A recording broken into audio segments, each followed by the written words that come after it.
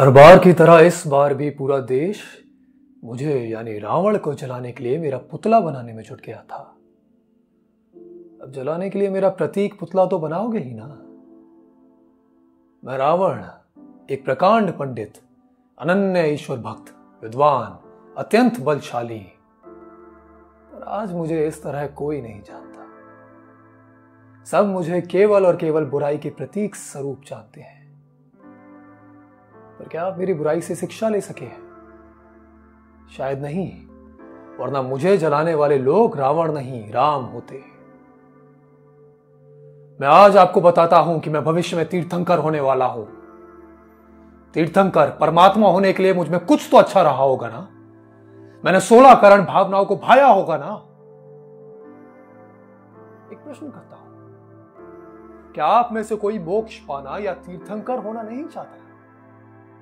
अगर चाहते हैं तो सुनिए, जानिए और धारण कीजिए मेरे वो गुण जिनके कारण मैं से मुक्त होने की पात्रता पा सका हूं। मैं जगत से मुक्त होने का बंध बना चुका हूं। मैं जीवन मरण से मुक्त होने वाला हूं। मैं परम पद को प्राप्त करने का अधिकारी बन चुका हूं। मैं भविष्य का तीर्थंकर होने वाला हूं।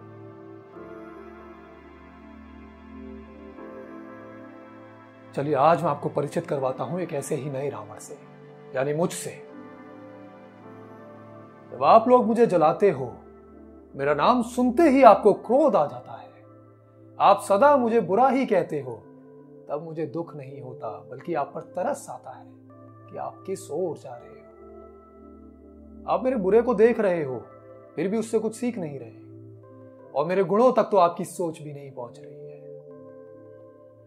आप एक ऐसे पुरुष का प्रतीक पुतला जला रहे हो जिसका जीव तीर्थंकर होने का अधिकारी है। मैं स्वीकार करता हूं कि मेरी आंखों ने एक बार सीता को देख वासना का भाव उत्पन्न किया, पर मैंने उन्हें कभी स्पर्श तक नहीं किया। फिर भी आज तक मुझे जलाया जा रहा है। एक बात बताइए कि मुझे जलाने वाले या जलाने में सहयोग करने वाले किस हक से मुझे जला रहे हैं? क्या उनकी आंखों में वासना नहीं है? अरे मुझे जलाने से पहले एक बार खुद के भीतर झांकिए तो सही। अगले दशहरे यदि मुझे जलाने की अपेक्षा अपनी आंखों में बसती वासना को जलाने का संकल्प करोगे तो जीवन संवर जाएगा, और मुझे तो इसी बात से संतुष्टि हो जाएगी कि मेरे भूत से किसी का भविष्य सुधर गया।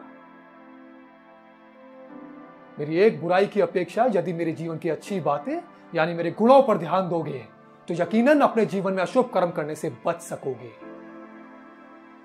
मेरी अच्छाइयों को जानकर आप भाव और द्रव्य हिंसा करने से बच सकते हो, और मेरे यही 10 भले रूप आपको कर्म सिद्धांत के खेल में विजयी बनाकर आपका भव और परभव संवार सकते हैं।